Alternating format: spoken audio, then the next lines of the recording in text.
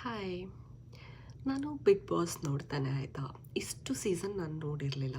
But ಇದೇ first time ನಾನು ಕಂಪ್ಲೀಟಾಗಿ ಎಲ್ಲ ಎಪಿಸೋಡು ಎಲ್ಲ ನೋಡ್ತಾ ಇರೋದು. ಮುಂಚೆ ಎಲ್ಲ ಸುಮ್ಮನೆ ರೀಲ್ಸಲ್ಲಿ ನಂಗೆ ಗೊತ್ತಿರ್ತಾ ಇತ್ತು ಯಾರು ಕಂಟೆಸ್ಟೆಂಟು, ಯಾರು ಏನು ಅಂತ. ಬಟ್ ಇದೇ first time Bigg Boss Kannada 12th season ನಾನು ಫಸ್ಟ್ ಟೈಮ್ ನೋಡ್ತಾ ಇರೋದು.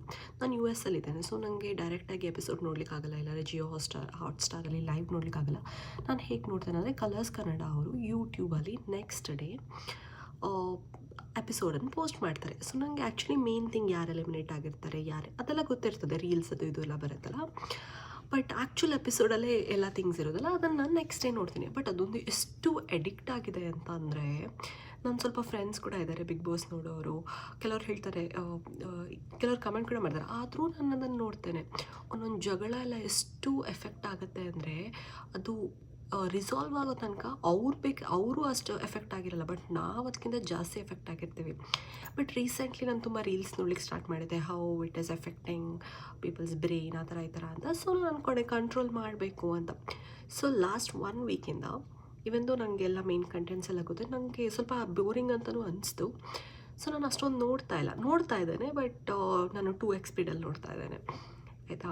ಆ್ಯಂಡ್ ಒಂದು ಏನು ಅರ್ಥ ಮಾಡ್ಕೋಬೇಕು ನಾವು ಅಂತ ಅಂದರೆ, ಇದು ಒಂದು ವ್ಯಕ್ತಿತ್ವದ ಆಟ. ಹೌದು, ನಮಗೆಲ್ಲರಿಗೂ ಗಿಲ್ಲಿ ಇಷ್ಟ. ಒಂದೊಂದು ಸತಿ ರಕ್ಷಿತಾ ಒಂದೊಂದು ವೀಕ್ ಇಷ್ಟ ಆಗ್ತಾಳೆ, ಅವ್ರೊಂದು ವೀಕ್ ಇಷ್ಟ ಆಗಲ್ಲ.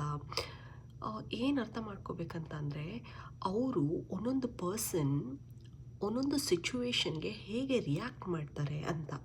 ಅಶ್ವಿನಿ ಮ್ಯಾಮ್ಗೆ ತುಂಬ ಕೋಪ ಜಾಸ್ತಿ ಇದೆ. ಸೊ ಅವರು ಚಿಕ್ಕ ಚಿಕ್ಕ ವಿಷಯಕ್ಕೂ ಜಗಳ ಮಾಡ್ತಾರೆ, ಅವ್ರಿಗೆ ಬೇಗ ಕೋಪ ಬರುತ್ತೆ ಆಯಿತಾ. ಅವ್ರನ್ನ ಟ್ರಿಗರ್ ಮಾಡೋದು ಈಸಿ. ನಾನೇನು ಅರ್ಥ ಮಾಡ್ಕೋತಿದ್ದೀನಿ ಅಂತಂದರೆ, ಇವಾಗ ಸೈಕಾಲಜಿ ಅರ್ಥ ಮಾಡ್ಕೊಳ್ಳಿಕ್ಕೆ ಸ್ಟಾರ್ಟ್ ಮಾಡ್ತಾ ಇದ್ದೇನೆ. ಓಕೆ, ಇವ್ರನ್ನ ಹೇಗೆ ಟ್ರಿಗರ್ ಮಾಡ್ಬೋದು, ಇವ್ರು ಹೇಗೆ ಅಂತ. ಸೊ ನನಗೆ ಎಪಿಸೋಡ್ಸ್ ಇದು ಇನ್ಸಿಡೆಂಟ್ಸ್ ಎಫೆಕ್ಟ್ ಆಗೋದು ಸ್ವಲ್ಪ ಕಮ್ಮಿ ಆಗಿದೆ.